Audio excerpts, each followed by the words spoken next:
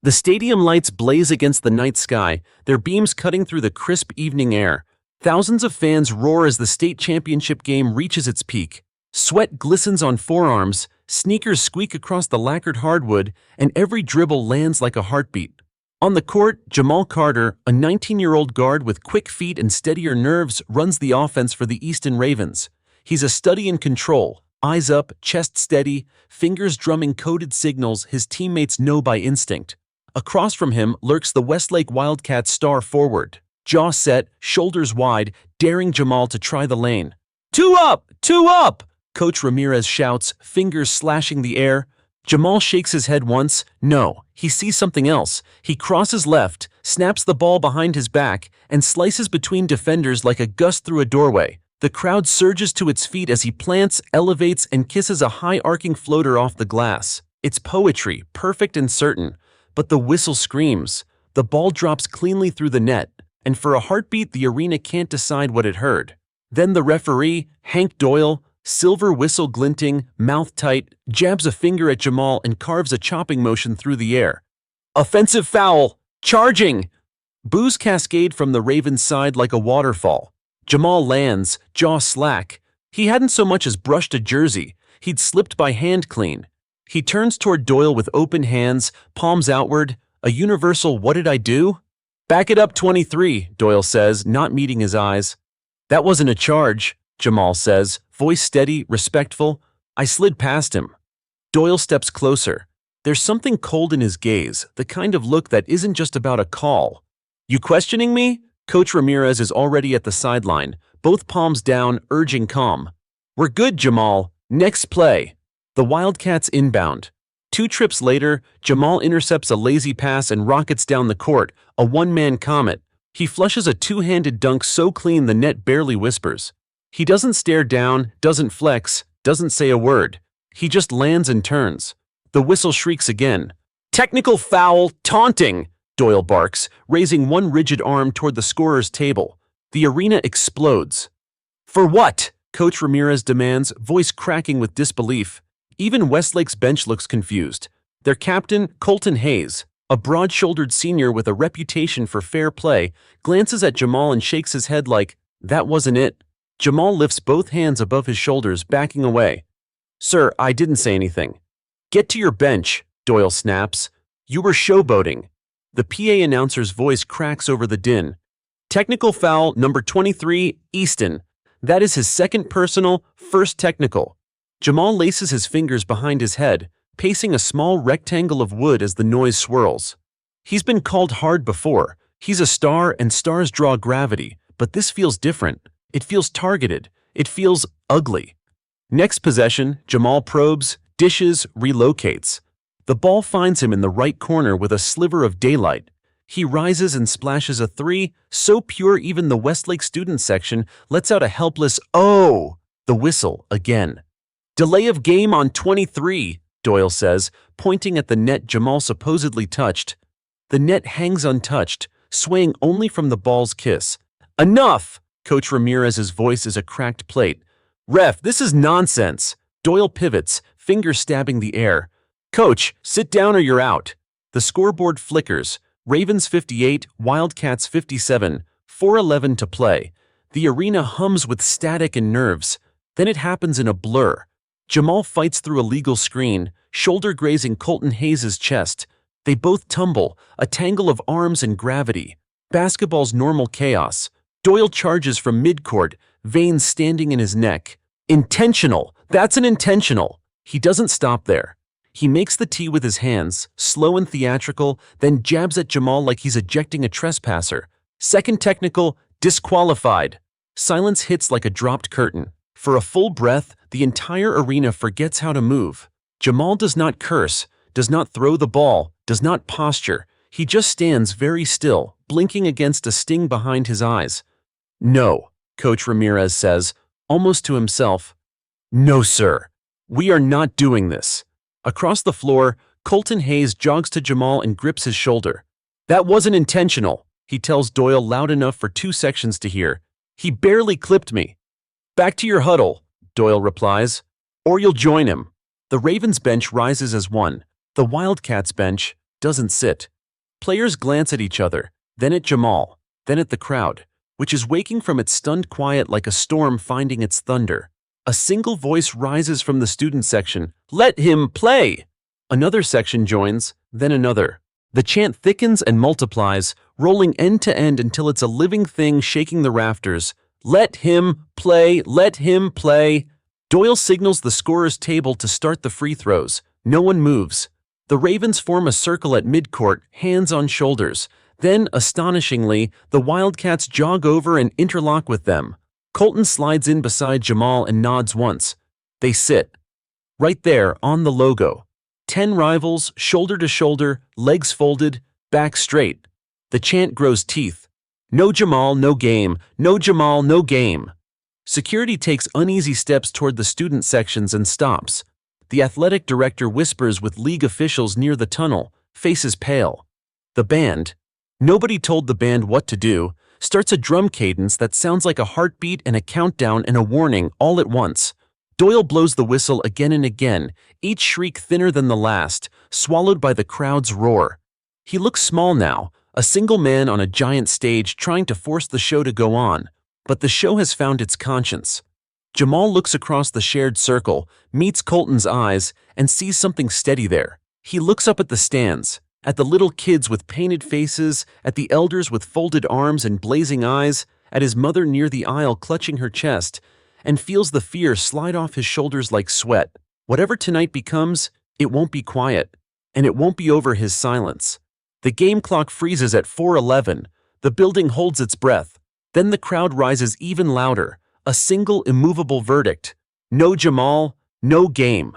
The scoreboard still shows 4:11 left in the championship game, but the gym feels like time itself has stopped. 10 players, 5 Ravens, 5 Wildcats, sit cross-legged at center court. Their jerseys gleam under the floodlights, a tapestry of rivals united. The referee, Hank Doyle, paces like a caged animal, whistle shrieking uselessly against the storm of noise. "Let him play! Let him play!" The chant is no longer just words. It's a drumbeat, a tidal wave rolling down the bleachers. Parents pound the rails. Students stamp their feet in sync.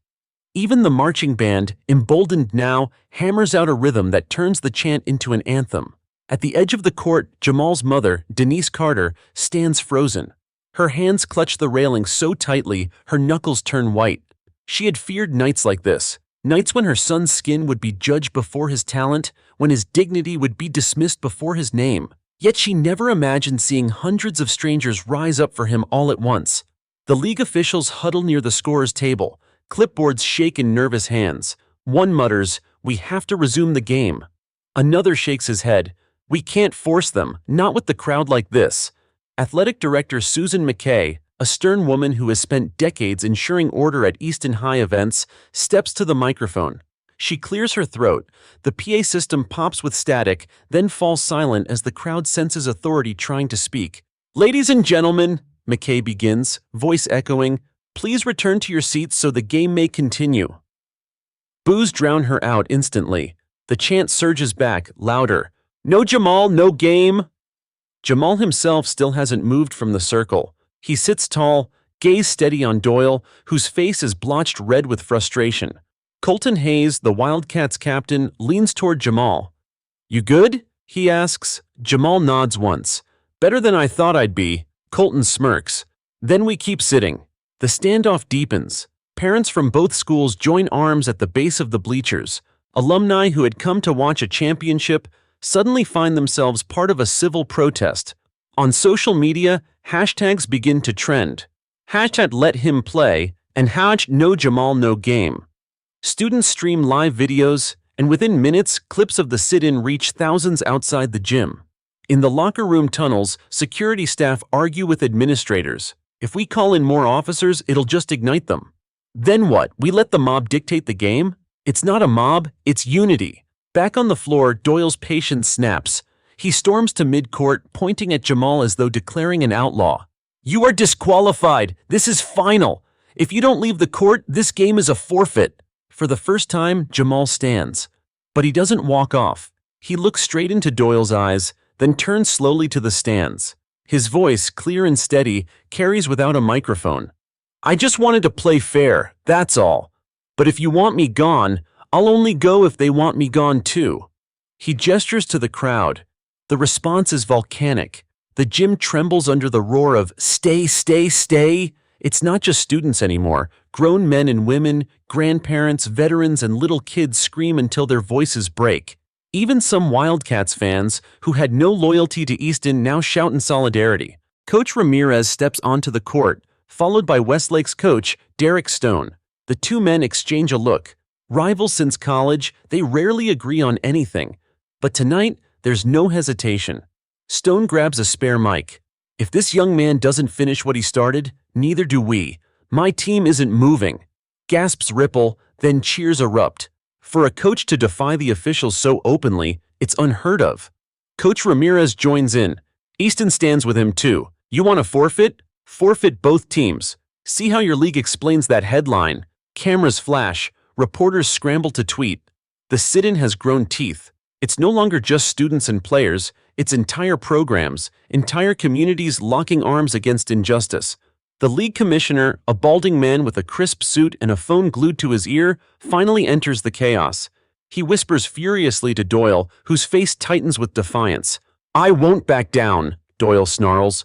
This is insubordination. But the commissioner sees the bigger picture. A crowd of 1,000 chanting, 2 full teams refusing to play, and the internet catching fire. If they force this, the league itself will be on trial. He straightens, raises his hands toward the crowd, and steps to the mic. We'll take a brief recess to review the situation." The boos soften to a murmur. It's not victory, but it's not defeat. Jamal returns to his seat at the circle, Colton patting his back. Both benches stand in solidarity behind them. The gym hums with restless energy, like a storm paused at its peak. In the press box above, a reporter mutters into her recorder, "This isn't just a game anymore. This is history unfolding." And on the floor, Jamal closes his eyes for a moment, hearing the crowd chant his name, realizing that the injustice that tried to silence him has instead made his voice echo louder than he ever dreamed. The scoreboard still reads 4-11. The ball sits idle on the scorer's table. The game hasn't moved forward, but something far bigger has. The recess drags on, but no one leaves the gym. The bleachers are packed shoulder to shoulder, people clutching phones high in the air as if documenting evidence for history. The chant has quieted, replaced by a buzzing anticipation, like the room itself is waiting for a verdict. On the court, Jamal sits on the Ravens bench, towel draped around his shoulders. His teammates crowd him, offering words of encouragement. Across the way, Colton Hayes and the Wildcats huddle around their own bench, but their eyes never stray far from Jamal. An invisible line of solidarity ties them together. Up in the stands, Denise Carter wipes tears from her cheeks. She's seen her son fight through poverty, fight through endless practices, fight through whispers that he didn't belong. But this, an entire stadium chanting his name, this feels different. Bigger.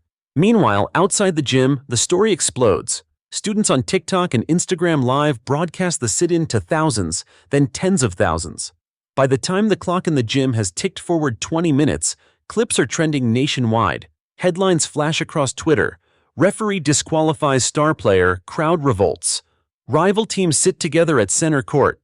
Hashtag No Jamal No Game spreads like wildfire. Cable news networks scramble reporters to the scene. Camera crews pile into vans. By midnight, the grainy live feeds from smartphones are replaying on national broadcasts with bold chyrons. Injustice on the court? Back in the gym, the tension mounts. The league commissioner sits at a folding table with his phone pressed to his ear. Each call sounds more urgent than the last. Sponsors want answers. School board members demand explanations. State legislators are suddenly concerned. Hank Doyle, the referee at the center of the storm, paces furiously nearby. "This is my court," he snaps. "They defied me. If we let this slide, we let players run the game." The commissioner exhales, pinching the bridge of his nose. "It's already out of your hands, Hank. The world is watching." Doyle's face reddens. "You think I care about a few kids screaming online?" The commissioner shakes his head. "It's not a few kids anymore. It's millions." On the court, Jamal finally speaks again, his voice carrying across the hushed gym. "I didn't come here to start a protest. I just came to play. But if being fair means sitting instead of playing, then I'll sit all night." A ripple of applause sweeps through the bleachers. Parents clap. Students cheer. Even members of the pep band thump their drums in agreement. Colton Hayes rises from the Wildcats bench and crosses the floor. He plants himself next to Jamal, arms folded. If he sits, we sit. That's it. One by one, Wildcats players follow, lining up shoulder to shoulder with their supposed rival. The sight is electrifying. Two teams that should be battling for a championship, now standing united for something much larger. The crowd roars, deafening. Justice! Justice! Justice! In homes across the country, families watch the footage with rapt attention. A grandmother in Detroit murmurs, "Looks like Selma, just with sneakers." A college student in Atlanta tweets, "This is why we march. This is why we fight." Former athletes retweet the clips with fire emojis and words like respect. Civil rights organizations issue statements overnight. Some compare Jamal to athletes of past generations who used their platforms to challenge injustice. His face, captured mid-sit with sweat dripping down his brow, becomes the symbol of a new movement. By morning, anchors on national TV debate whether the league must overturn Doyle's decision. Politicians weigh in, some praising the courage of the players, others criticizing the mob rule of the crowd. But the public's voice is clear. Hashtags climb higher, petitions gather hundreds of thousands of signatures. Inside the Easton gym, dawn creeps through high windows. No one has left. Parents bring food. Local businesses deliver bottled water. Students unroll sleeping bags on the bleachers. It's no longer just a protest, it's an occupation. Jamal sits quietly through it all, his focus unwavering. He's tired, but there's a fire in his chest. He never planned to lead, but somehow the moment found him. Coach Ramirez kneels beside him. "Son, you've already won more than a championship. You realize that, right?" Jamal swallows hard. "I don't want to win like this. I just want what's fair." The coach pats his shoulder. Sometimes fairness has to be fought for, and sometimes the fight is bigger than you. By midday, the governor issues a statement urging the league to resolve the situation swiftly. The commissioner convenes an emergency meeting. Cameras swarm outside.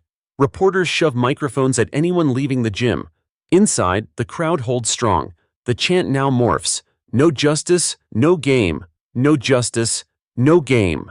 Jamal rises once more, meeting the eyes of everyone in the building. His voice trembles but holds firm. "We'll keep sitting until fairness wins. Not just for me, for every kid who's ever been told they don't belong." The crowd answers with thunder, and somewhere in the chaos, Hank Doyle realizes the truth. The whistle may be his weapon, but tonight, the people have found a louder sound. By the time the sun sets on the second day, Easton High's gymnasium has transformed from a sports venue into the epicenter of a movement. News vans line the parking lot, their satellite dishes aimed skyward. Helicopters buzz overhead, filming aerial shots of the packed bleachers and the sea of protest signs that have sprouted outside. Fair play for all, and no justice, no game. Inside, the crowd hasn't budged. Parents take shifts handing out sandwiches. Teachers organize bathroom breaks for younger kids. The janitor, instead of clearing the gym, sets up extra trash cans and hands out bottled water. It feels less like chaos and more like a community holding the line together. At the center of it all sits Jamal, still in his uniform, though his jersey now bears sweat stains and wrinkles. His face is tired, but his resolve is carved in stone. Every camera lens searches for him, every reporter asks about him, and every chant echoes his name. The league headquarters in Chicago, hundreds of miles away, buzzes with panic. The commissioner, Harold Bennett, paces in his glass-walled office while executives argue around a long mahogany table. "Our sponsors are furious," one snaps. "They don't want their logos flashing behind words like racism and boycott." Another adds, "If we cave, we set a precedent. Players will think they can defy officials anytime they want." Bennett slams his fist against the table. "This isn't just about a call anymore. It's about the entire league's credibility. And right now, we're losing." A younger staffer hesitates before speaking. "Sir, with respect, maybe we already lost. The people aren't siding with us. They're siding with him." He slides his phone across the table. On the screen, Jamal's face fills a trending video captioned, "The sit-in that stopped the game." Millions of views, millions of voices. Back at Easton, reporters swarm Denise Carter, Jamal's mother. Her voice shakes as she speaks, but the words cut deep. "My son has worked his whole life for this moment. He's not asking for special treatment. He's asking to be treated the same. If that's too much for the league to handle, then the league has no place in our kids' future. Her statement spreads almost as fast as the original clips. Civil rights leaders amplify it. A former NBA star tweets, "Proud of Jamal, proud of his mama, this fight matters." That night, rallies erupt in other cities, students staging sit-ins at their own gyms, holding signs with Jamal's name. What started as one injustice in one small town has become a national symbol. Hank Doyle, the referee, seethes as he watches coverage on TV from his hotel room. "They're making me the villain," he mutters. "I called the game by the rules." But deep down, he knows it isn't about the rules anymore. It's about the way he looked at Jamal, the tone in his voice, the smirk when he blew the whistle. Everyone else saw it too. The phone rings. It's the officials' union rep. "Hank, we can't protect you from this storm. Not this time. They want blood." Doyle slams the phone down, rage and fear twisting inside him. Back in the gym, Jamal finally takes a break from the chants and sits quietly with Colton beside him. "You ever think it'd get this big?" Colton asks. Jamal shakes his head. "I thought I'd get a tech, maybe get tossed. I didn't think the whole country would care." "They care," Colton says firmly, "because you stood up when they tried to shut you down. That matters." Jamal exhales slowly. "Then I can't back down now." Colton grins. "Good, because neither can we." By morning, the White House press secretary is asked about the protest during a briefing. She sidesteps the question, but the message is clear. The story has reached the highest levels of power. Governors, senators, and mayors weigh in with statements, some calling for reform, others demanding the league restore order. The pressure cooker reaches its peak when Bennett receives a call from Washington. A senior advisor's voice is icy. "The president wants this resolved. Fast. Don't let this turn into another Selma." Bennett hangs up, sweat beading on his forehead. The weight of history presses down. He knows he can't wait any longer. That evening, Bennett boards a jet bound for Easton. Reporters catch wind and headlines flash. League commissioner heads to protest epicenter. In the gym, the announcement spreads like wildfire. Chants grow louder, banners wave higher, and Jamal feels his stomach knot. This isn't just about basketball anymore. It's about justice, dignity, and whether one voice can bend an entire system. When Bennett finally steps through the gym doors, cameras flash. The crowd rises to its feet, and Jamal's name rolls like thunder through the building. The commissioner looks around at the sea of faces and realizes he is no longer in control. The gym doors swing open, and the noise hits like a tidal wave. Harold Bennett, commissioner of the entire league, steps inside flanked by aides in suits. His polished shoes squeak against the hardwood as cameras flash wildly, capturing every nervous flicker of his expression. The crowd surges to its feet, roaring. Chants of "Justice for Jamal" thunder through the rafters. Some students stomp their feet on the bleachers, creating a pounding rhythm that shakes the floor. Bennett's jaw tightens. He's used to boardrooms and conference calls not being swallowed by thousands of furious voices. He forces a smile, raising his hands as though asking for calm, but the noise only grows louder. At the center of the storm, Jamal rises from the bench. His teammates step aside instinctively, and even Colton, the rival captain, nods, signaling that this is Jamal's moment. Bennett clears his throat, voice booming through the mic provided by an aide. "Ladies and gentlemen, I understand your passion. I understand your frustration. But please, order. Let's talk like reasonable people." The crowd jeers, some shouting, "We tried that already." Others chant, "No justice, no game." Jamal steps forward, no microphone in his hand, yet his voice cuts through the din. "We've been reasonable. We've been silent when bad calls were made, when players like me were treated different. But not tonight. Tonight we say enough." The gym falls quiet. Thousands lean in, phones raised, recording every word. "Mr. Bennett," Jamal continues, staring directly at the commissioner, "this isn't just about one call. This is about respect. Every time a kid like me walks on this court, we shouldn't have to wonder if we'll be punished for the color of our skin instead of the way we play. That's all we want. Fairness." Applause explodes, echoing like a drumline. Bennett swallows hard. He wasn't expecting to be challenged so directly. "Jamal, I hear you," he begins carefully. "And I admit the optics here are unfortunate, but referees must be respected. The rules." Colton cuts him off from the sideline. Respect goes both ways. He disrespected Jamal first. The crowd cheers again, clapping and stomping. Bennett's words vanish beneath the uproar. He realizes quickly that this isn't a lecture hall where his authority rules. This is a courtroom, and the people are the jury.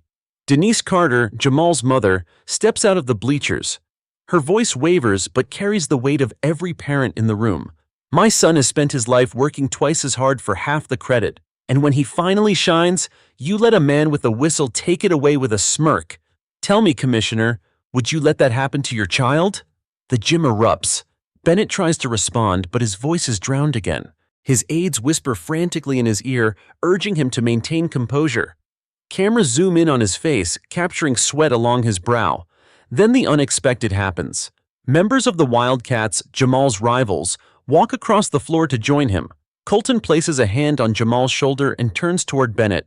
We came here to compete, Colton says, but when injustice stepped in, competition didn't matter anymore. If Jamal doesn't play, we don't play. Not tonight, not ever. The entire crowd rises as one, chanting louder than ever. No Jamal, no game! No Jamal, no game! For the first time in his career, Bennett feels his grip on authority slipping. He sees not just a gym full of teenagers, but a movement, one that's already on every TV screen in America. He tries one last angle. If we reverse this, we undermine officiating everywhere. Games will descend into chaos. Jamal steps closer, his voice steady. There's already chaos. Not because of us, but because of injustice. You can fix that, right now. The whole country's watching to see if you will. The silence that follows is deafening. Even Doyle, the disgraced referee watching nervously from the corner, seems to shrink under the weight of Jamal's words. Finally, Bennett exhales, shoulders slumping. Effective immediately, he says into the microphone. The disqualification is overturned. Jamal Carter is reinstated. And moving forward, we will review officiating policies to ensure fairness and respect for every player. The gym erupts like an earthquake. People scream, cry, hug one another. Students leap from the bleachers. Parents wave signs high. The chant changes instantly to, Jamal, Jamal, Jamal. Bennett lowers the microphone, his polished composure shattered. He knows he's been forced into this by sheer will of the people, but there's no denying it. History has just shifted under his feet. At center court, Jamal stands tall, sweat dripping down his face, but a fire burning in his eyes. He didn't just get his game back, he got something bigger. And everyone in that gym knows the fight isn't over. It's only begun. The roar inside Easton's gym shakes the walls. The announcement of Jamal's reinstatement spreads like wildfire online, every phone recording, every live stream trending within minutes. But in the center of the chaos, Jamal isn't celebrating yet. He stares down at the polished hardwood, heart pounding, trying to process what just happened. Coach Miller places a firm hand on his shoulder. Suit up, son. The court's yours again. The words hit him like a surge of electricity. His teammates cheer, slapping his back, handing him a towel to wipe the sweat from his brow.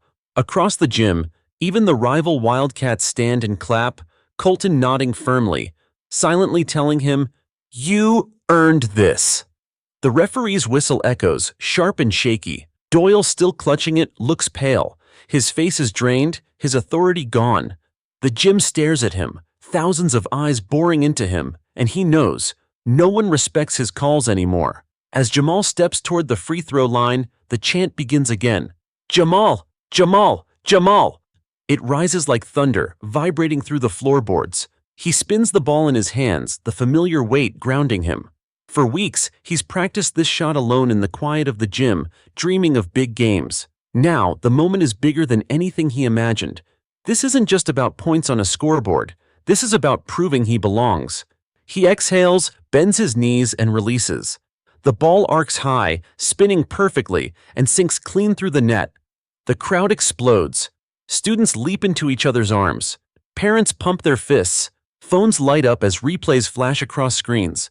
In living rooms around the country, families watching the live stream cheer like they're in the bleachers themselves. Doyle blows his whistle again, but his voice cracks as he calls out, 2 points, Easton. Nobody listens. The words carry no authority anymore. He's just a man in stripes standing in the wreckage of his own bias. His hands tremble. For years, Doyle's smirk and glare intimidated players into silence. Tonight, he's the one silenced, by a gym full of voices stronger than his. He mutters under his breath, "It was just a call, just a call." But even he knows it wasn't. It was bigger than that. His prejudice painted the call before the ball ever touched the rim. The game resumes, but it feels different now. Every dribble, every pass, every cheer is soaked in defiance. Jamal moves like fire across the court, his teammates feeding off his energy. He drives to the basket, lays it in, and the scoreboard climbs. Colton, guarding him tight, grins mid-play. "You're unstoppable tonight," Jamal smirks. "Not me, us." They crash into each other, but when the whistle blows, the foul goes against Colton. Even Colton laughs, shaking his head, and the two exchange a respectful nod. The crowd sees it, a rivalry reborn not from bitterness but from mutual respect. On the sidelines, Bennett watches in disbelief. He expected chaos, maybe even violence. Instead, what he sees is unity. Two teams, once divided, playing with more passion than ever. He leans toward one of his aides and mutters, "We were wrong. About all of it." The aide only nods. Cameras capture the commissioner's uneasy expression, ready to replay it on every evening news broadcast. By halftime, Jamal's name is trending worldwide. Celebrities tweet their support. Civil rights organizations release statements. The hashtag #StandWith Jamal floods every platform. In the locker room, Jamal sits quietly, sipping water, the noise of celebration muffled by the walls. His teammates buzz with energy, but he's deep in thought. Colton enters, breaking protocol by slipping into the opposing locker room. The room falls silent. He walks straight to Jamal and extends a hand. "You're leading something bigger than basketball," Colton says. "Don't lose sight of it." Jamal shakes his hand, firm and steady. "Neither should you. We both know kids are watching us right now. We can show them how it's done." The handshake is caught by a photographer at the door, and within minutes the image floods social media. A black athlete and his white rival standing side by side, unified against injustice. Meanwhile, Doyle sits alone in a corner of the officials' room, staring at the floor. His phone buzzes with messages, union reps, reporters, angry strangers. His name is trending too, but for all the wrong reasons. Headlines already scream, "Racist referee exposed." For the first time, Doyle feels the crushing weight of accountability. He whispers to himself, "It was just a game." But the echo in his chest tells him the truth. No, it was never just a game. Back on the court, the second half begins. Jamal bursts forward, weaving past defenders, every move sharper, stronger, fueled by the weight of a movement behind him. The crowd chants not just his name now, but one unified word: justice, justice, justice. The scoreboard may matter, but deep down, everyone knows. The real victory has already been claimed. And Doyle, standing forgotten on the sideline, realizes that the whistle in his hand no longer controls the game. Justice does. By the time the final buzzer sounds, Easton's gym has transformed into something more than a sports arena. It feels like the birthplace of a movement. Jamal, drenched in sweat, lifts his arms in victory, not just for the points on the board, but for the principle that carried him back into the game. His teammates surround him, but he can barely hear their cheers over the constant roar of the crowd. News vans line the street outside. Reporters shove microphones toward anyone leaving the gym, desperate for quotes. Headlines flash across the evening broadcasts. Teen athlete stands up to racism. Hashtags explode across platforms. #justice. On the court. #StandWith Jamal. Katpa had no more Doyles. Inside the officials' room, Doyle sits rigid in his chair. His phone buzzes relentlessly, each notification a dagger. Racist ref disqualifies star player. League promises investigation. Parents demand justice. He slams the phone down, but it doesn't silence the voices. For the first time, he feels cornered in the very building where he once walked tall. Jamal, still catching his breath, is pulled aside by Coach Miller. "Kid, the press wants a statement. They're waiting outside." Jamal hesitates. His heart pounds at the thought. Basketball has always been his language, not speeches. But tonight isn't just about basketball. He glances at his mother, who nods firmly from the stands, and then at Colton, his rival-turned-ally, who gives him a thumbs up. He wipes his face with a towel, squares his shoulders, and steps out into the flashing lights. The reporters swarm. Jamal, how do you feel? What do you say to Commissioner Bennett's decision? Do you think Doyle should be fired?" Jamal lifts his hand, and miraculously the crowd quiets. This isn't about one referee, It's about every player who ever felt the game was stacked against them because of who they are. Tonight, we showed that respect matters more than rules written in bias. If we stand together, change isn't just possible, it's inevitable. Applause erupts from parents, students, even rival fans who stuck around. The cameras capture every word, broadcasting it live across the country. Meanwhile, Doyle's name trends for all the wrong reasons. Videos of his smirk during the ejection are replayed in slow motion on primetime news, commentators calling it the face of systemic prejudice. Former players speak out, some sharing stories of unfair treatment under his officiating. Within hours, a petition demanding his removal gathers tens of thousands of signatures. At league headquarters, Commissioner Bennett sits in his office late into the night, his phone ringing non-stop. Sponsors threaten to pull out. Civil rights groups demand reforms. Even political leaders tweet about Jamal's courage. Bennett knows he can't brush this aside as bad optics anymore. The spotlight has widened too far. The next morning, Jamal wakes to find his face plastered across national newspapers. His phone is flooded with messages from strangers calling him a hero, yet he doesn't feel like one. Sitting at the breakfast table, he mutters, "I just wanted to play basketball." His mother places a hand on his. "And that's exactly why you're a hero. You stood up when they tried to take that from you. Now other kids know they don't have to stay silent either." Jamal looks at her, the weight of responsibility settling in. Maybe this fight is bigger than his game. Maybe it's about every kid who comes after him. Back at the league office, Bennett calls an emergency press conference. Cameras line the room and reporters lean forward eagerly. He clears his throat, sweat glistening under the hot lights. "Effective immediately," Bennett announces, "Referee Doyle has been suspended pending a full investigation. Furthermore, we are launching new initiatives to ensure fairness and equality in all league operations. No player should ever feel judged by anything other than performance." The room erupts with questions, but Bennett waves them off. He knows the statement won't fix his image overnight, but it might save his job. Doyle, watching the broadcast from home, feels the walls close in. For the first time, he realizes this isn't just a slap on the wrist. His career, his reputation, even his livelihood are unraveling before his eyes. That night, Jamal steps outside for fresh air. The neighborhood kids run up to him, dribbling basketballs, shouting, "You're our hero!" He smiles, kneeling to meet their eyes. "Don't just cheer for me. Be better than me. Play harder, work smarter, and never let anyone tell you you're less than what you are." The kids nod eagerly, their eyes wide with admiration. Jamal sees himself reflected in their excitement, and he knows this moment is bigger than the game. In living rooms across America, families replay Jamal's speech. In classrooms, teachers discuss it with students. On talk shows, analysts call it a watershed moment for high school athletics. But in Doyle's small, dimly lit apartment, silence reigns. His whistle sits abandoned on the counter, a relic of power he no longer holds. He stares at it, wondering if the world will ever let him escape the stain of his own prejudice. For Jamal, however, the future feels different. Not easier, but brighter.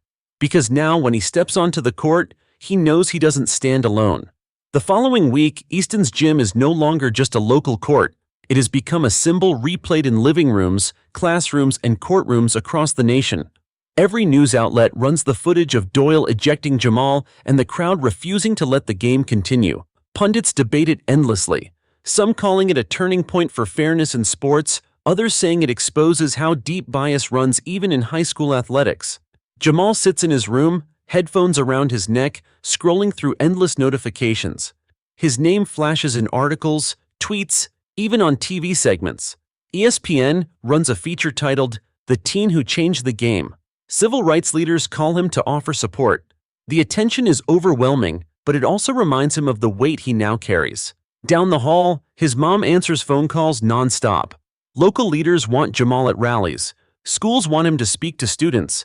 Even a senator's office reached out, inviting him to a televised youth summit. Jamal overhears and mutters, "I just wanted to play ball." His mother smiles softly, replying, "Sometimes the game chooses you, son." Meanwhile, Doyle faces a very different reality.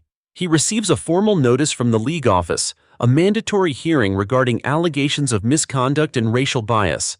He reads the letter over and over, the words blurring. Suspended. Investigation. Possible termination. Once, Doyle strutted into gyms with his whistle like a badge of honor. Now he avoids going outside. His neighbors glare at him. Parents whisper. A reporter camped outside his building, shouting questions about his past calls. Online, people dig through archives of old games, pulling clips where his decisions seemed questionable. Each video goes viral, fueling the narrative that Doyle's prejudice wasn't a one-time mistake. It was a pattern. He slams his laptop shut, muttering, "They're all against me." But deep down, he knows the truth. He created this storm himself. At school, Jamal tries to maintain normalcy. He still attends classes, still hangs out with friends, but the whispers follow him. Some kids look at him with admiration, others with envy, and a few with open hostility. One afternoon, Colton approaches him in the cafeteria, carrying 2 trays. He sits across from Jamal, ignoring the stares. "You good?" he asks simply. Jamal shrugs. "I don't know. Feels like the world's watching me breathe." Colton nods. "They are, but don't forget, most of them are rooting for you. And the rest? They're scared because you proved them wrong." Jamal smirks. "Never thought you'd be the one giving me pep talks." Colton grins. "Guess I'm full of surprises." Their exchange, captured on a student's phone, goes viral within hours, labeled "Unity on Campus." Commentators praise the image of 2 rivals finding common ground. Back at league headquarters, Commissioner Bennett prepares for the disciplinary hearing. The boardroom is packed with officials, lawyers, and reporters eager for details. Doyle sits at the far end of the table, his suit wrinkled, his face haggard. Bennett clears his throat. "We're here to address serious allegations of bias and misconduct. Mr. Doyle, do you wish to make a statement?" Doyle grips the table. His voice is shaky. "I was doing my job.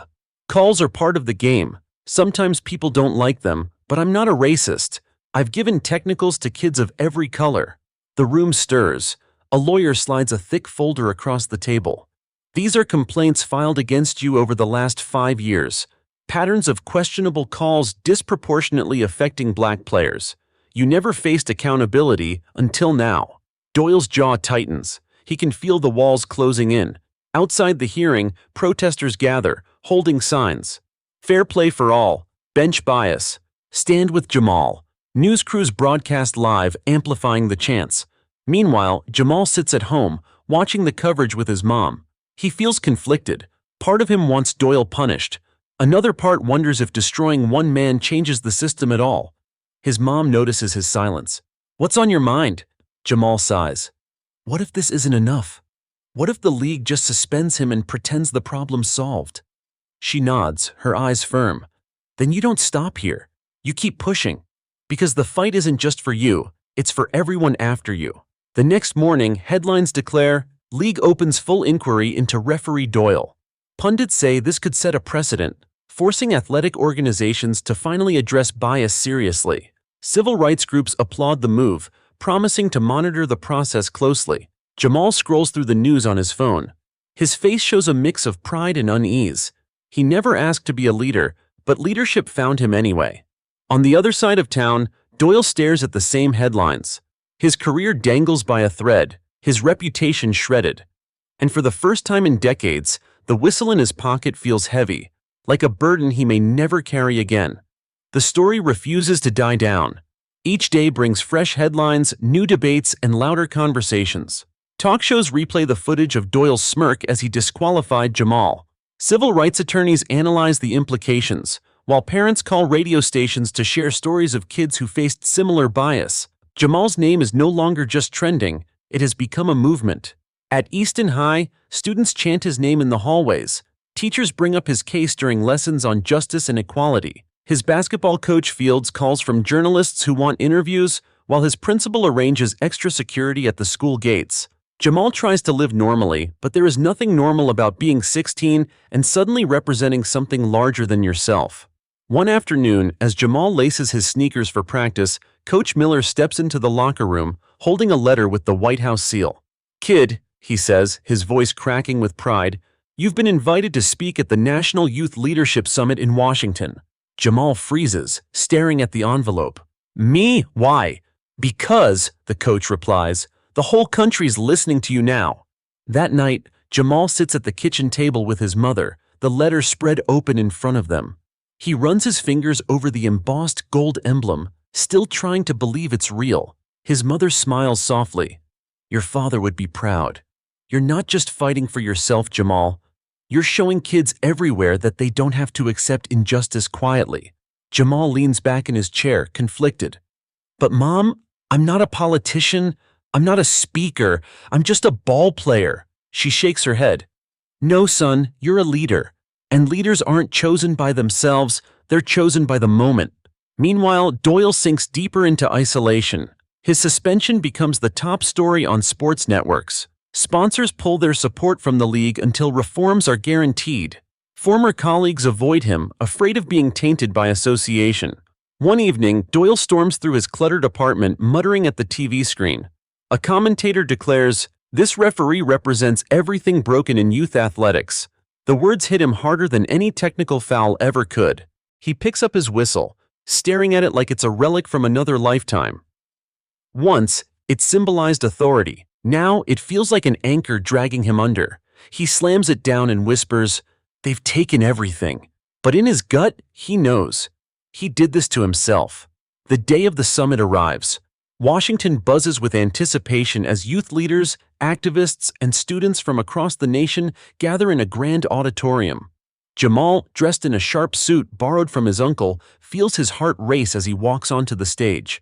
The moderator introduces him, a young man whose courage on the basketball court has inspired millions to confront injustice head-on. Please welcome Jamal Carter. The audience erupts in applause. Jamal grips the podium, his hands trembling. Cameras flash. TV networks broadcast live. He takes a deep breath, remembering his mother's words, "Leaders are chosen by the moment." "My name is Jamal Carter," he begins, his voice steadying with each word. "A few weeks ago, I was told I didn't belong on the court, not because of how I played, but because of how I looked.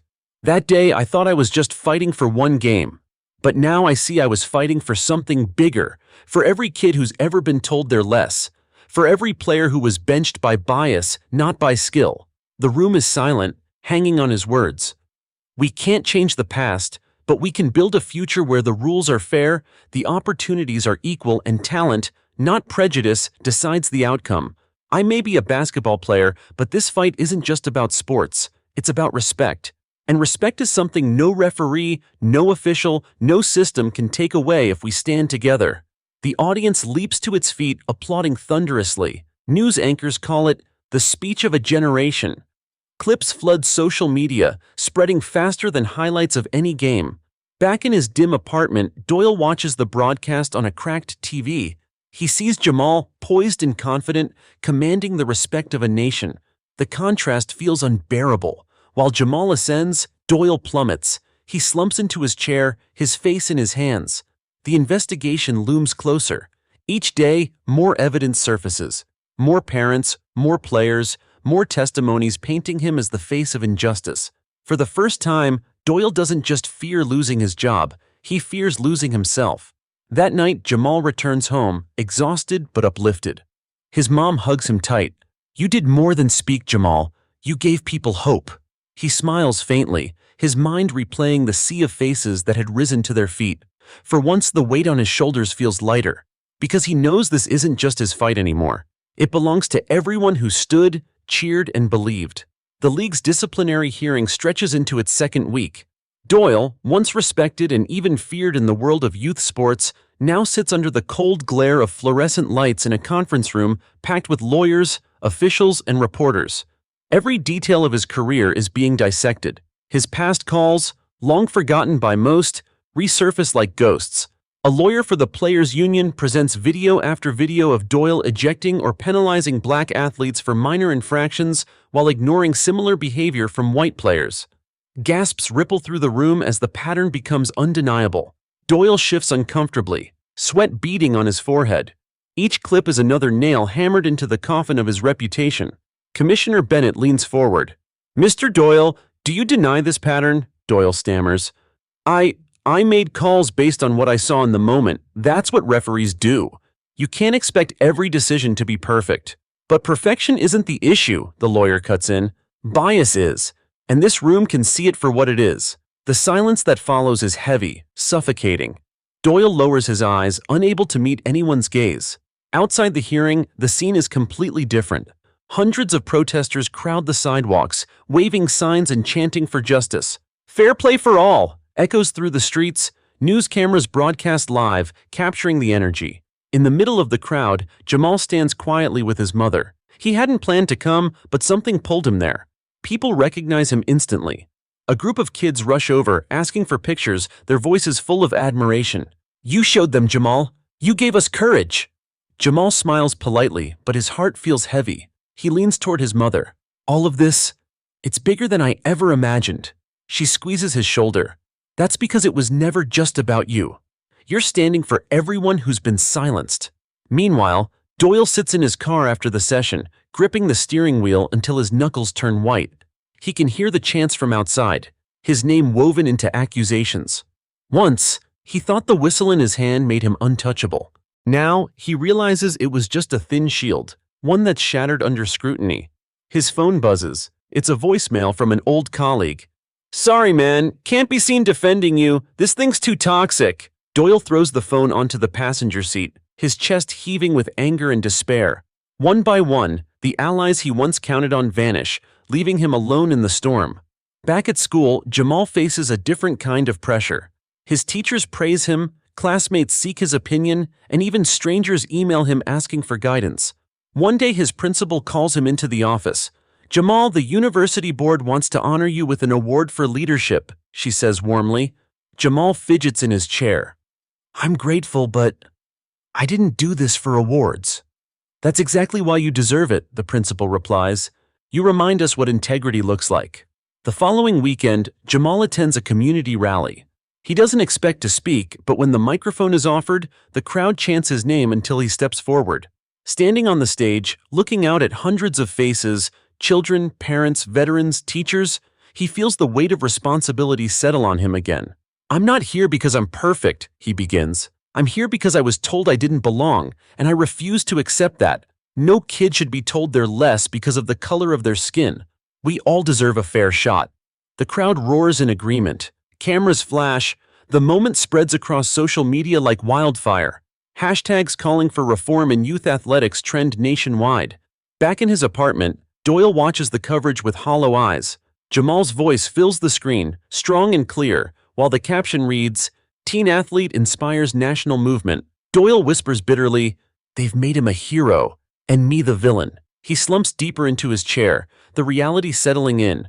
There is no going back, no redemption waiting in the wings.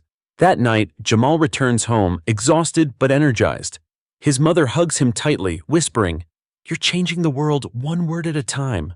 He looks at her, determination shining in his eyes. "Then I won't stop. Not until the game is fair for everyone." The third week of Doyle's hearing opens with a bombshell. A former player, now in college, testifies remotely. The young man describes in painful detail how Doyle humiliated him during a championship game years ago. "He called me boy on the court," the witness says, voice breaking. "I was 16. I practiced every day for that tournament, but the moment he looked at me, I knew I wasn't playing against just another team. I was playing against him too." Gasps fill the room. The words hang heavy in the air.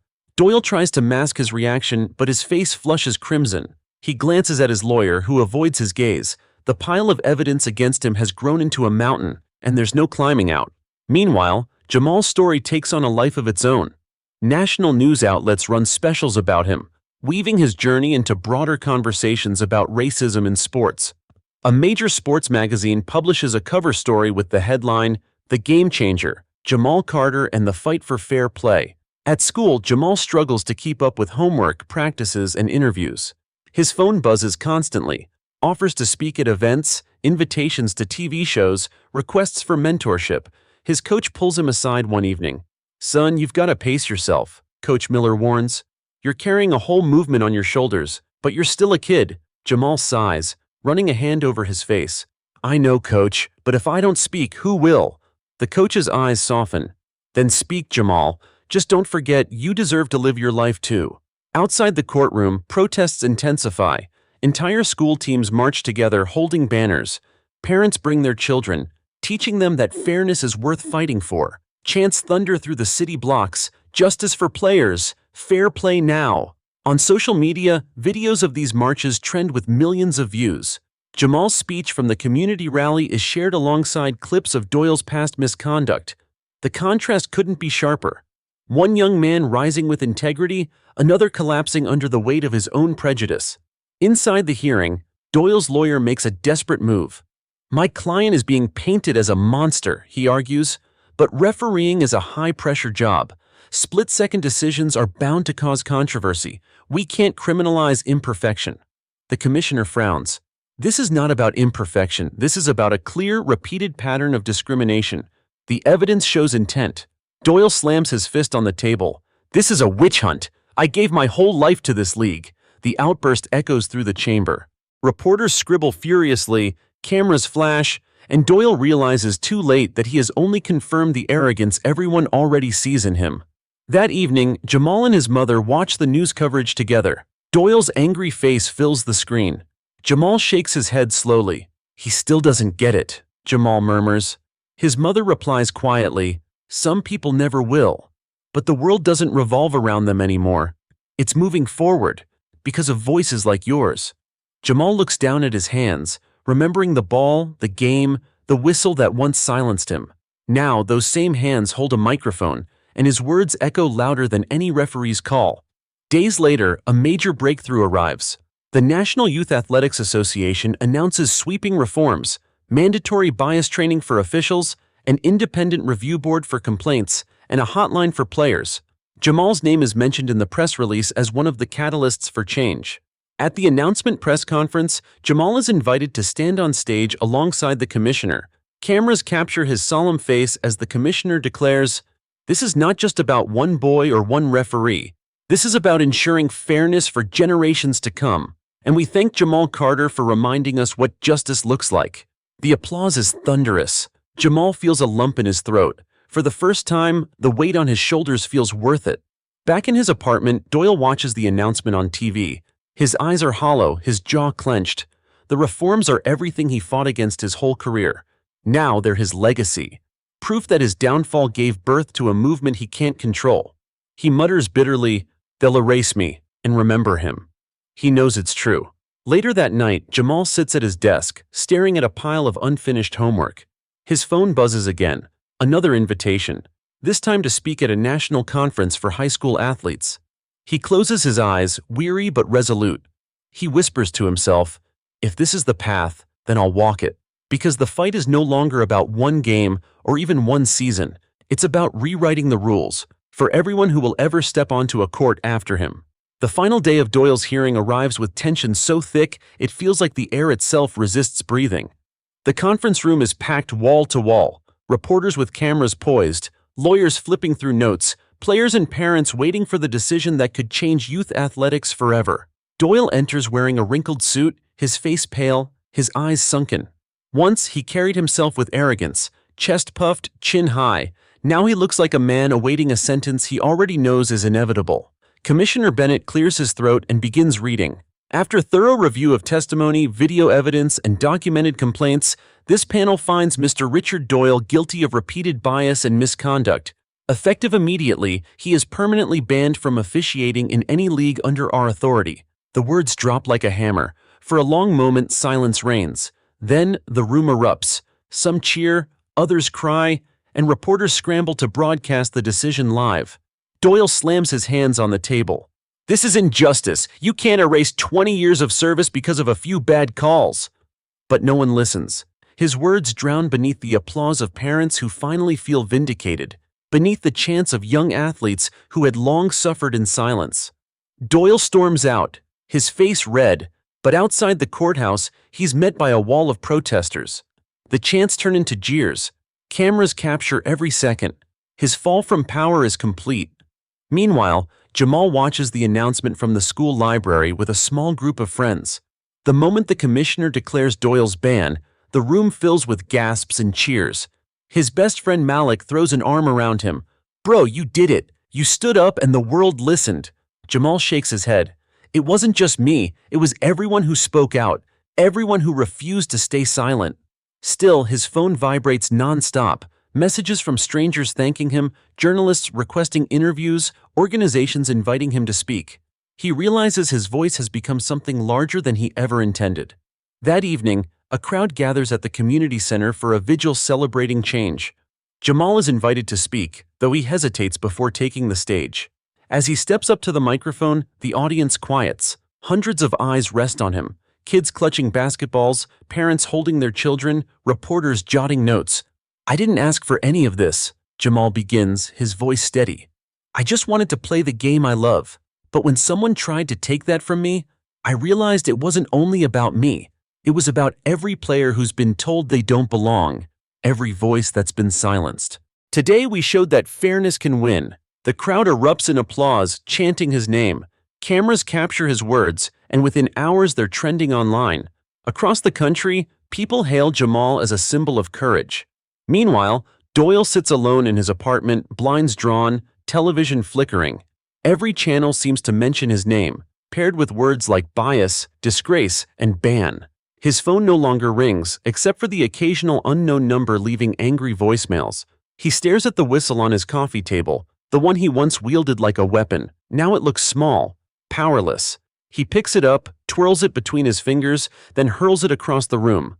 The sharp clatter echoes in the emptiness. For the first time, Doyle feels the weight of his choices crushing him. Not just the hearings, not just the punishment, but the realization that history will remember him not as a referee, but as a cautionary tale. Back at school, Jamal meets with his principal, who congratulates him.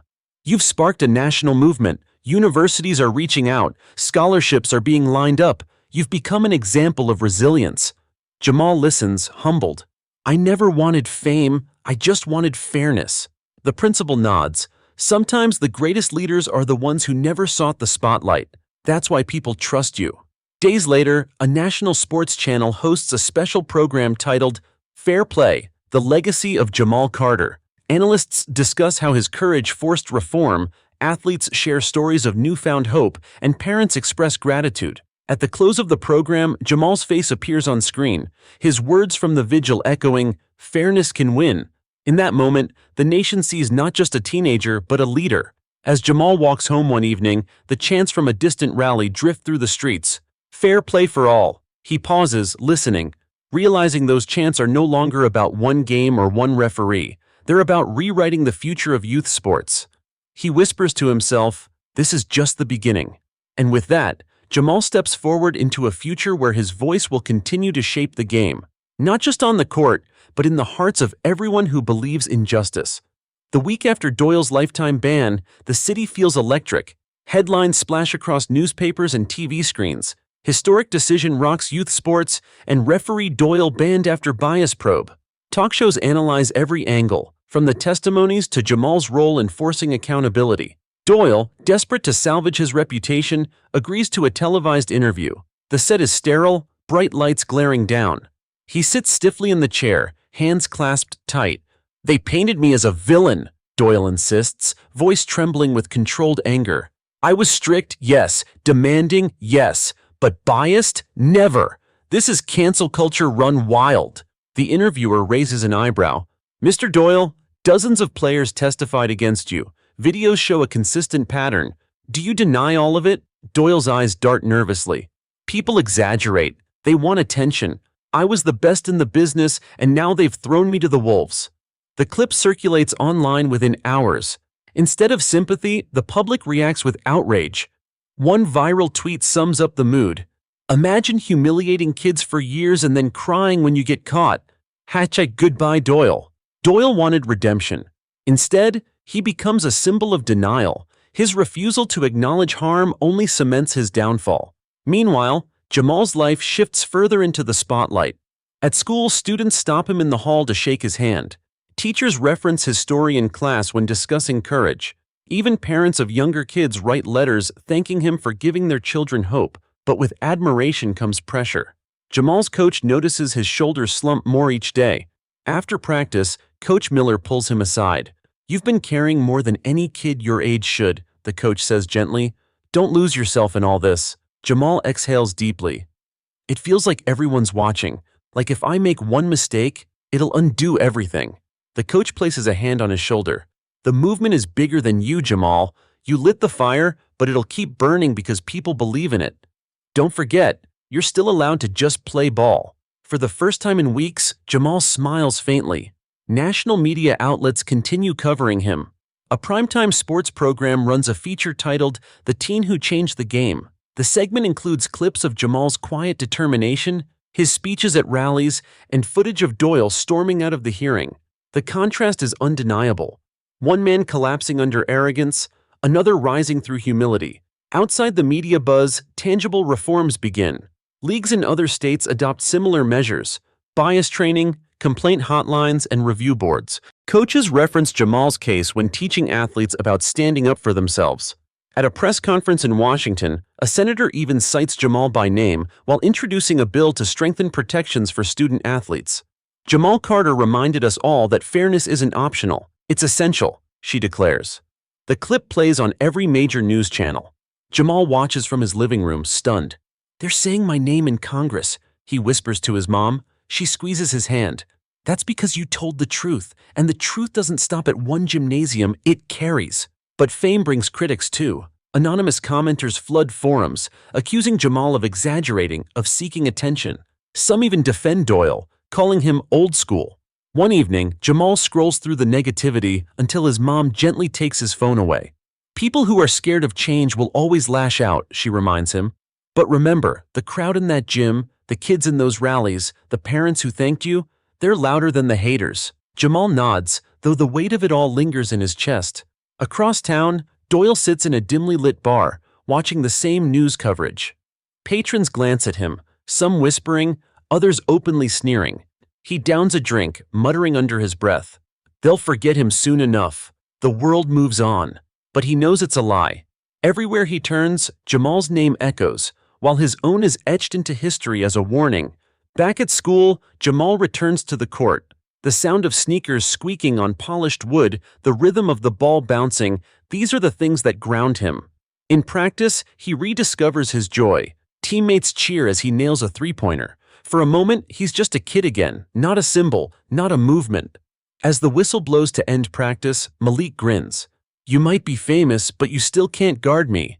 Jamal laughs, the sound breaking through the heaviness. It reminds him that while the fight for fairness is far from over, he doesn't have to fight it alone. That night, as Jamal sits at his desk finishing homework, he writes a single line in his notebook. Justice isn't just about winning, it's about making sure no one else has to fight the same battle.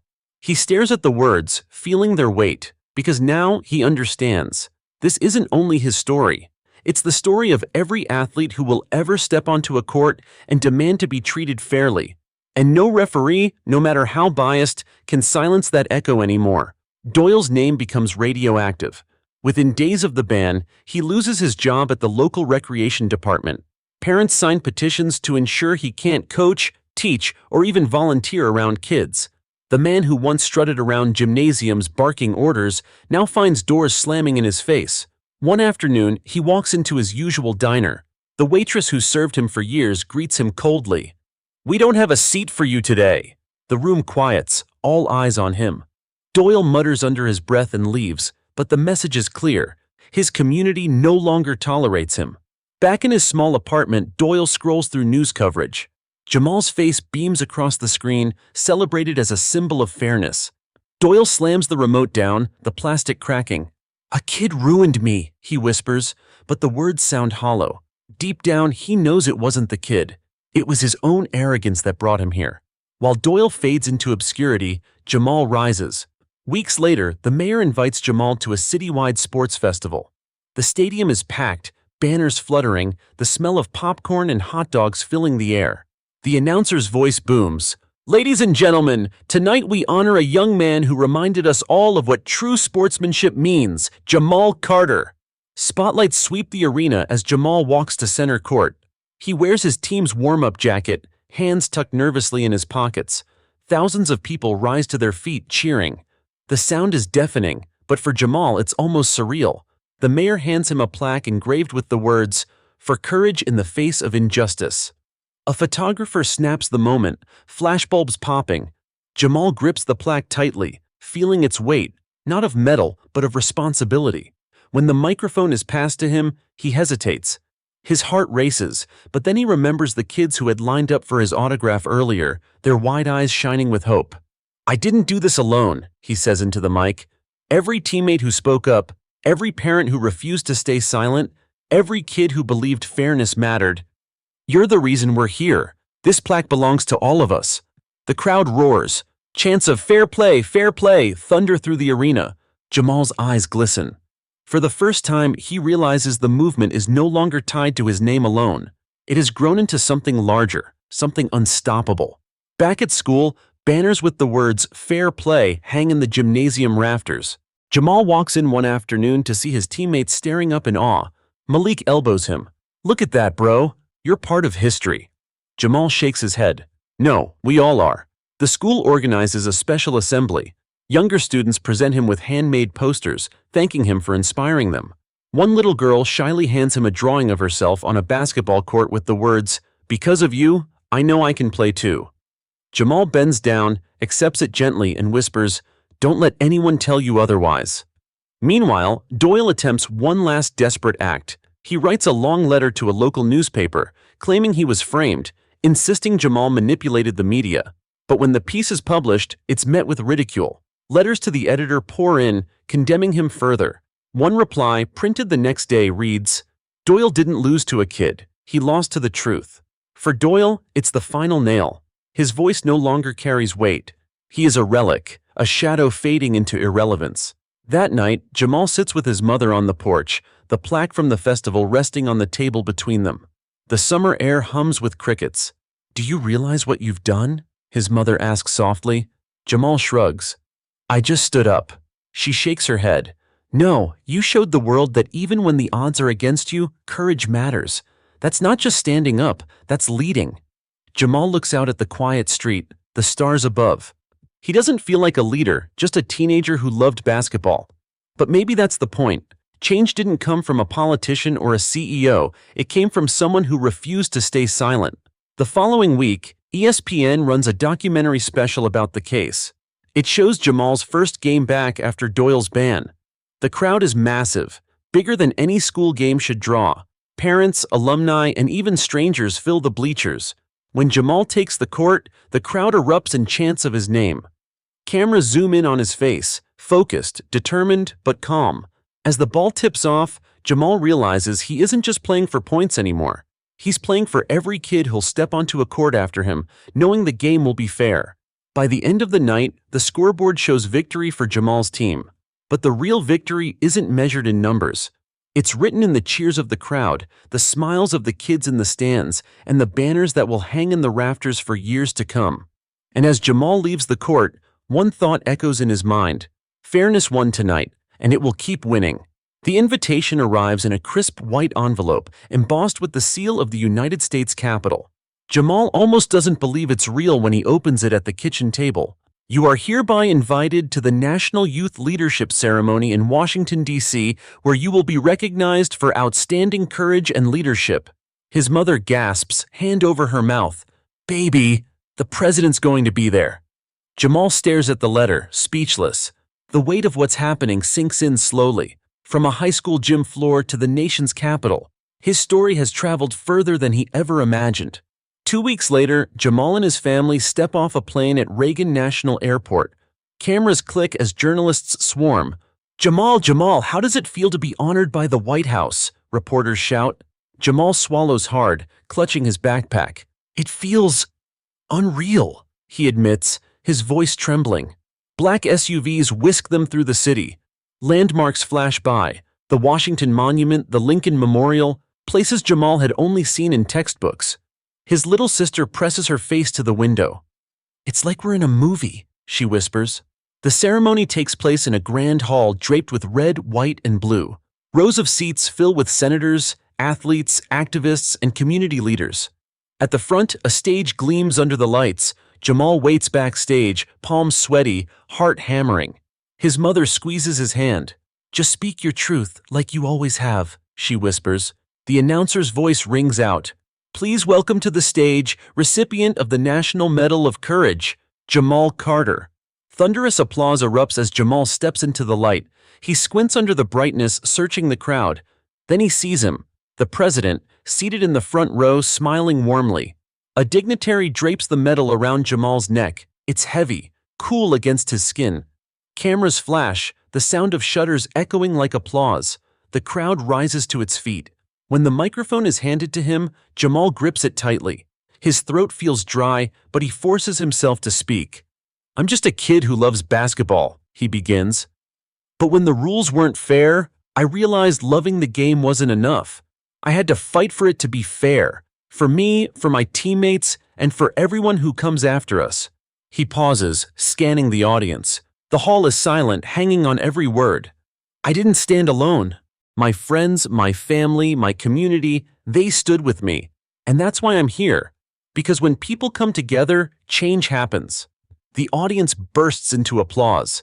The president himself rises, clapping, nodding with pride. After the ceremony, reporters crowd Jamal, microphones thrust forward. "Jamal, what's next for you?" one asks. He smiles shyly. "First, I've got homework," he jokes. The crowd laughs. "But really, I just want to keep playing ball, and I want every kid to know they deserve fairness no matter what." The clip airs on every major network that night. Across the country, kids watch Jamal speak and see themselves reflected in his courage. Meanwhile, Doyle watches from his dim apartment. The metal gleams on his television screen, the crowd's applause thundering through the speakers. His jaw tightens. He reaches to turn the TV off, but hesitates. For the first time, Doyle sees the boy not as an enemy, but as a force he can never undo. And though bitterness still burns in him, a sliver of recognition creeps in. Jamal won because he told the truth, something Doyle never dared to do. Back home, Jamal's school throws a celebration. The gym is packed again, this time with balloons and banners. His teammates lift him onto their shoulders, chanting his name. The principal unveils a plaque at the gym entrance, in honor of Jamal Carter, who stood for fairness and inspired a nation. Jamal stares at it, overwhelmed. He never asked for fame or recognition, but now, everywhere he goes, he sees kids wearing shirts that say fair play in bold letters. The movement has outgrown him, and that's exactly how it should be. That evening, Jamal sits on his porch, the medal still hanging around his neck. The crickets hum, the summer air thick with possibility. His mom joins him, leaning on the railing. "Do you feel different?" she asks softly. Jamal shakes his head. "No, I still feel like me, but I know now that being me is enough." He looks at the medal, its surface catching the last glow of sunset. "This isn't the end, Mom. It's just the beginning." She smiles, tears glistening in her eyes. "Then keep going, Jamal, because the world is listening." And somewhere deep inside, Jamal understands. Fairness isn't just a dream. It's a fight worth carrying for the rest of his life. The buzz from Washington hasn't faded when Jamal returns home. For days, his phone vibrates nonstop. Messages from strangers across the country, invitations to speak at schools, and letters from kids saying he gave them courage. At first, he tries to answer every one, but the volume overwhelms him.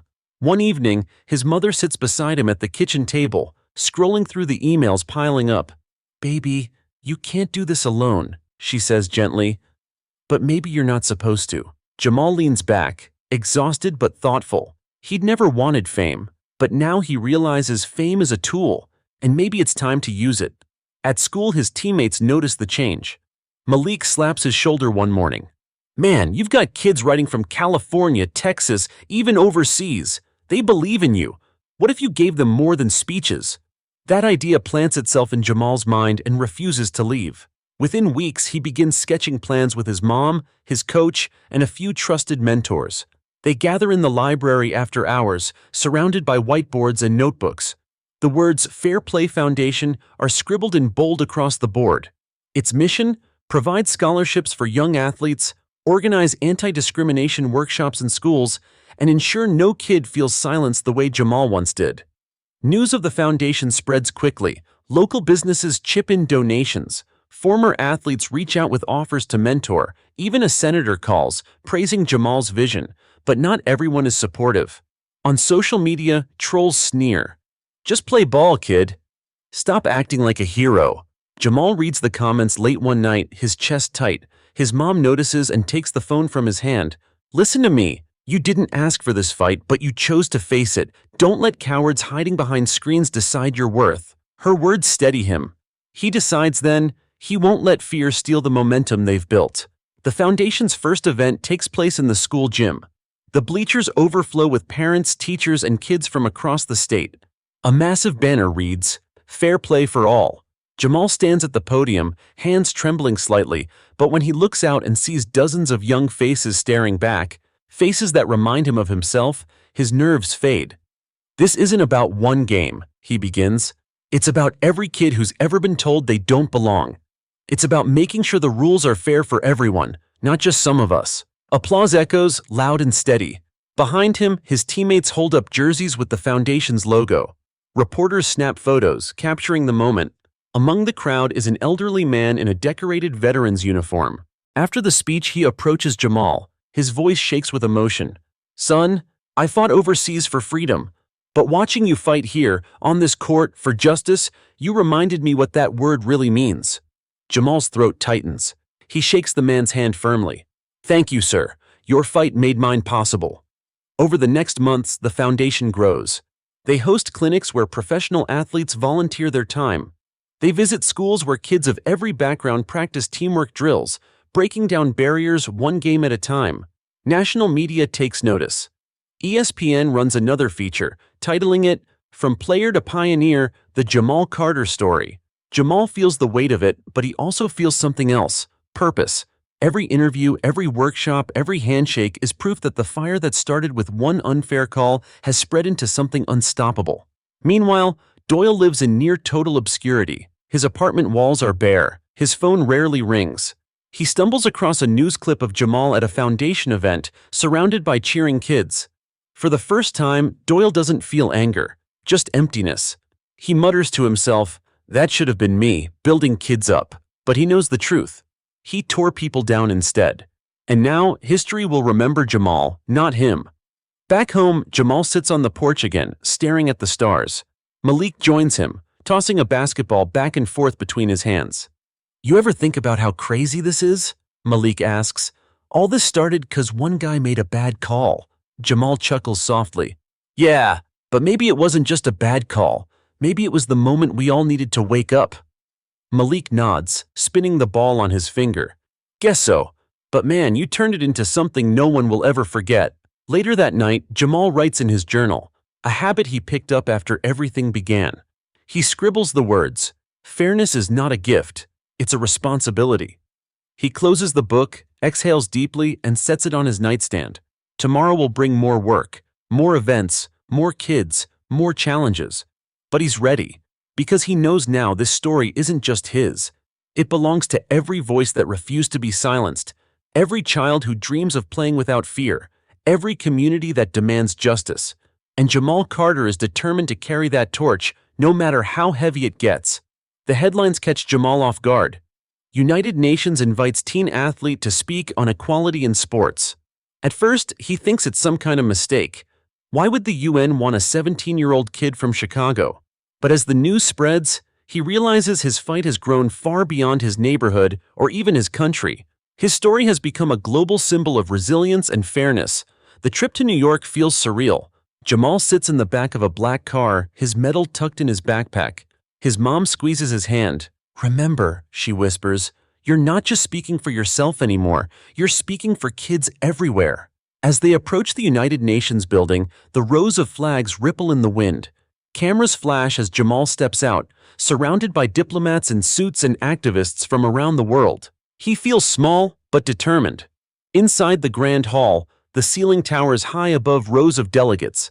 Nameplates from dozens of nations line the desks.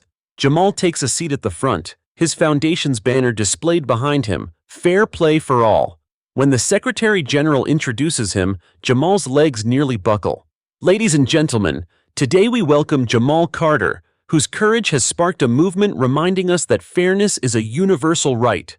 Applause fills the chamber. Jamal grips the podium, his palms damp. He takes a deep breath and begins. "I never expected my story to leave my hometown," he says, voice steady. But unfairness is not just an American problem. It exists everywhere, on fields, in classrooms, in workplaces. And every kid, no matter their background, deserves the same chance to succeed. He looks out over the sea of faces, diplomats, ambassadors, students, reporters. The room is silent. "I was told to accept injustice. I chose to fight instead, and I learned something. When people stand together, they are unstoppable. His words echo, translated into dozens of languages. Some delegates nod. Others wipe tears from their eyes. When he finishes, the chamber erupts in applause so loud it rattles the walls. Jamal steps back, heart racing, realizing he has just spoken to the world. Afterward, he meets with youth leaders from Kenya, Brazil, India, and beyond. They share stories of their own struggles, kids denied chances because of race, class, or gender. Jamal listens intently, scribbling notes. One girl from South Africa tells him, "We started a soccer club for girls in our township, but men laughed at us. Then we saw your story. It gave us strength." Jamal's chest swells with emotion. He never thought his voice could reach so far. That night, in his hotel room overlooking the city lights, Jamal can't sleep. His mom sits by the window watching him pace. "You're carrying the world on your shoulders now," she says softly. Jamal shakes his head. "No, I'm carrying their voices. That's different." He opens his laptop and drafts a plan for an international branch of the Fair Play Foundation, partnering with groups across continents to host clinics and leadership programs. He knows it won't be easy, but tonight, staring out at the glowing skyline, he feels unstoppable. Back home, the news spreads again. Local kids crowd around the TV, watching Jamal's UN speech on replay. Teachers play it in classrooms. Parents discuss it at dinner tables. And in the corner of a diner, Doyle sits with a cup of coffee gone cold. He watches Jamal's speech on the small television above the counter. The clapping delegates, the standing ovation, it's everything Doyle once dreamed of but never earned. For the first time, Doyle whispers aloud, maybe I was wrong." The words hang in the air, unheard by anyone but himself. Meanwhile, Jamal returns to school like nothing happened. His friends swarm him, joking and teasing, but Malik puts an arm around him. "Man, you just made the whole world listen, and you're still showing up for homeroom?" "Respect." Jamal laughs. "I'm still me. This just means we've got more work to do." He gestures toward the gym, where a new banner hangs. Fair play goes global. As the day winds down, Jamal writes in his journal again. Change doesn't stop at borders. It travels with us, if we're brave enough to carry it. He closes the book, feeling the weight of his journey, but also the hope of what lies ahead. Because now, Jamal knows his fight for fairness is no longer just his story. It belongs to the world. 3 months after the United Nations speech, Jamal finds himself boarding a flight to Brazil. The Fair Play Foundation has partnered with a youth soccer league in Rio de Janeiro to host its first international clinic. Kids from across South America are coming to train, learn, and share their stories. Jamal looks out the window as the plane takes off, nerves buzzing in his chest. He's been on big stages before, but this feels different. This isn't about giving a speech. This is about proving the foundation can work beyond borders. The welcome in Rio is overwhelming. Colorful banners with his face and the Fair Play logo line the stadium. Kids swarm him, clutching soccer balls and notebooks, asking for autographs. Reporters follow close behind, eager for quotes. But beneath the excitement, trouble brews. During the first day of training, Jamal notices that some local officials keep pulling certain kids aside, mostly from the poorer neighborhoods. They tell them to sit out, claiming they don't have the proper gear. Jamal watches one boy, no older than 12, sit on the bench with tears in his eyes while wealthier kids play. Jamal storms over. "Why isn't he on the field?" he demands. One of the officials shrugs. "Rules are rules. We can't have kids without uniforms mixing in with the others. It doesn't look professional." Jamal feels heat rising in his chest. The words take him back to that day on the court, when Doyle had used rules as a weapon. "No," Jamal says firmly. "Fair play means everyone gets a chance. That's the rule here." The confrontation sparks tension. That night, Jamal meets with his team in the hotel lobby. His mom, Malik, and a few volunteers gather around a table littered with papers. "This can't keep happening," Jamal says, voice sharp. "If we let them sideline kids because of their clothes, we're no better than the people we're fighting against." His mom nods. "But pushing back against officials might cost us the partnership. Are you ready for that?" Jamal looks her straight in the eye. If the partnership depends on excluding kids, then it's not worth it. The next morning, Jamal calls a press conference inside the stadium. Cameras crowd around as he takes the microphone. "This clinic isn't about who has the fanciest shoes or the newest jerseys," he declares. "It's about giving every child a chance to play no matter where they come from." If anyone has a problem with that, then they have a problem with me. The words spread like wildfire. Within hours, hashtags like #FairPlayForAll and #LetThemPlay trend across Brazil. Parents flood the stadium gates, demanding fairness. Sponsors threaten to pull funding unless the officials back down. By the end of the day, the officials cave. Every child, regardless of gear, is allowed on the field. When the boy who had been benched steps onto the grass, the crowd roars with approval. Jamal kneels beside him, hands him a ball, and whispers, "Show them what you've got." The boy scores within minutes, and the stadium erupts in cheers. But the victory doesn't come without backlash. That evening, Jamal's team receives anonymous threats online. Emails accuse him of stirring up division. A brick is even thrown through the hotel's lobby window with a note attached, "Stay out of our business." For a moment, fear creeps in. Jamal sits alone in his room, staring at the shattered glass below. Malik knocks and enters quietly. "You okay, man?"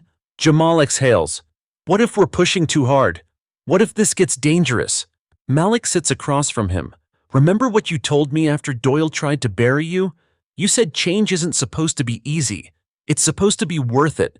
This," he gestures to the city outside, "this is worth it." Jamal nods slowly. His fear doesn't vanish, but his resolve grows stronger. The clinic ends with a massive exhibition game.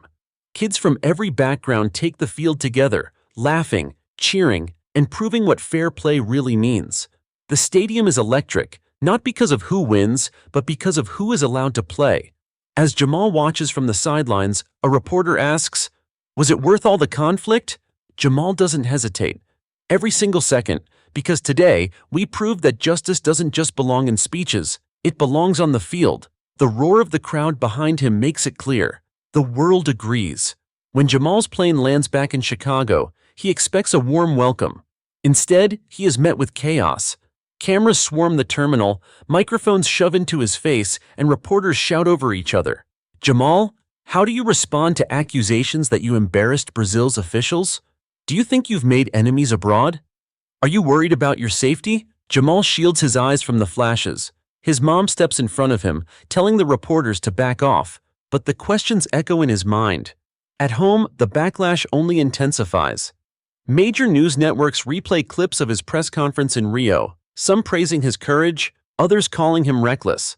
Commentators argue about whether a teenager should be involved in international politics. One headline reads, "Hero or troublemaker? Jamal Carter divides opinions." Scrolling through his phone, Jamal feels the weight of the world pressing down on him. Every supportive comment is drowned out by a wave of insults and threats. "You think you're some kind of savior?" one message sneers. "Go back to school, kid," another says. Jamal tosses the phone aside, frustration boiling in his chest. But in the middle of the storm, something else emerges. Letters pour into his foundation's office, handwritten notes from children and parents around the world. A mother from Brazil writes, "My son was one of the kids who played because of you. He said it was the happiest day of his life. Thank you." A boy from Detroit sends a drawing of himself scoring a goal with the words "Fair Play Forever" written in crayon. Jamal spreads the letters across his bedroom floor, reading each one carefully. They remind him why he started this fight in the first place. Still, the backlash isn't just online. A week later, Jamal is invited to speak at a local high school. He arrives expecting cheers, but instead finds protesters gathered outside. Some hold signs that read, "Stay out of politics," and "Sports aren't activism." Others shout insults as Jamal walks past. Inside the gym, the atmosphere is tense. Half the students clap as he takes the stage, while the other half sit with arms crossed. Jamal grips the microphone. His voice trembles at first, but he forces himself to continue. "I didn't ask to be here," he says, "but when I saw unfairness, I couldn't stay silent. If standing up for kids makes me unpopular, so be it. But I won't apologize for fighting for what's right." The words hang in the air. Slowly, a ripple of applause builds, first from the students in the front row, then spreading to the bleachers. Even some of the skeptics join in. Jamal exhales, shoulders relaxing. He realizes that even in the face of division, truth has power. That night, Jamal returns home exhausted. His mom finds him sitting at the kitchen table, staring at a stack of unopened mail. "You're stronger than most grown men I know," she says softly, placing a hand on his shoulder. Jamal shakes his head. "I don't feel strong, I feel tired. Like every step forward comes with 10 steps back. His mom kneels beside him. That's what change feels like. But look at what you've built, Jamal. You've taken one unfair moment and turned it into a movement. That doesn't happen by accident. Jamal looks at her, eyes burning with determination. Then I can't stop now. Not when so many kids are counting on me. Days later, a package arrives at the foundation office. Inside is a plaque from a group of youth coaches in Brazil. It reads, "To Jamal Carter, who reminded us that the game belongs to everyone." Holding the plaque, Jamal feels a surge of pride. For every critic, there are countless voices standing with him. Malik walks in, grinning. "Looks like the world still got your back, man." Jamal smiles faintly. Then we keep pushing. One game, one voice, one fight at a time. But just as hope begins to return, another storm brews. Late one night, Jamal receives a call from one of the foundation's international partners. Their youth program overseas has been shut down by local authorities, accused of disrupting order. The line crackles as the voice pleads, "Jamal, they're targeting us because of what happened in Brazil. We need your help." Jamal's heart pounds. The fight is no longer just about him. The movement is under attack. He stares out his bedroom window at the city lights, jaw tightening. The path ahead is dangerous, but clear. "This isn't the end," he whispers. "It's just the beginning." The phone call lingers in Jamal's ears long after the line goes dead. A partner program overseas, kids who had believed in his message, who had worn the Fair Play logo proudly, was shut down by authorities under the excuse of maintaining order. Jamal knows what that really means, silencing voices that refuse to conform. He paces his room, fists clenched, mind racing. His mom watches quietly from the doorway before stepping inside. "You're not alone in this," she reminds him. Jamal exhales shakily. "It doesn't feel that way.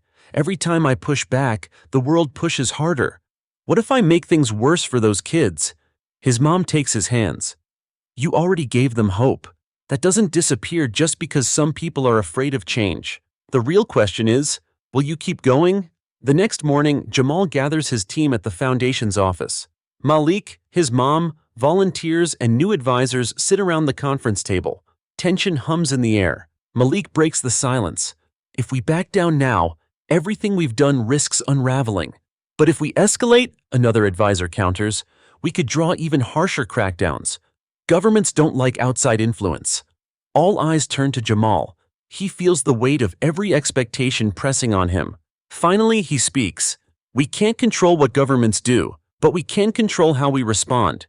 If they shut down one program, we'll build two more. If they close their doors, we'll make the world watch until they open again. The worst thing we could do is stay silent."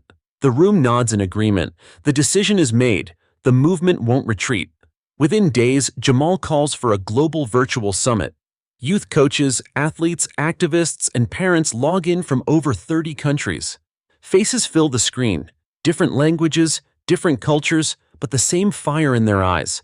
Jamal addresses them with steady resolve. They're trying to scare us into silence. But what they don't understand is that fair play doesn't belong to one country or one government. It belongs to every child. If they shut you down, reach out. We'll stand together, louder, stronger, and more united than ever. The call explodes with applause and cheers, each square lighting up with fists raised, heads nodding. The movement has gone global and there's no turning back. But with visibility comes risk. Jamal begins receiving anonymous threats more frequently. Emails warn him to quit while you still can. Strange cars idle near his foundation's office late at night. One evening, as Jamal locks up, a note is slipped under the door. In block letters, it reads, "Your fight ends here." Fear slams into him, but so does resolve. He takes a photo of the note, sends it to Malik, and says aloud, "If they're this scared, it means we're doing something right." The movement's momentum builds quickly. Celebrities begin endorsing fair play, major newspapers print front-page stories about Jamal's fight, and petitions flood government offices demanding that programs abroad be reinstated. One televised interview captures the nation's attention. The anchor asks, "Jamal, aren't you afraid this is too big for a teenager?" Jamal looks directly into the camera. "It's too big for anyone to ignore. If kids can find the courage to keep playing in the face of injustice, the least I can do is keep fighting for them." The clip goes viral, reigniting support across the world. Donations pour in. allowing the foundation to rebuild programs even in places where they had been shut down. Still, the hardest test lies ahead. Weeks later, Jamal receives word that one of the overseas programs faces a violent crackdown. Children and coaches are being threatened with arrest. Jamal feels sick, imagining terrified kids hiding their soccer balls, the same ones he had signed months earlier. His mom places a hand on his shoulder. "You can't be everywhere at once." "I know," Jamal whispers, "but I can make sure the world sees." He launches an emergency livestream, broadcasting the situation to millions. Families, activists, and journalists flood social media with outrage. The pressure becomes impossible for the local authorities to ignore. By the next day, the crackdown halts. For Jamal, it's proof that visibility saves lives. That night,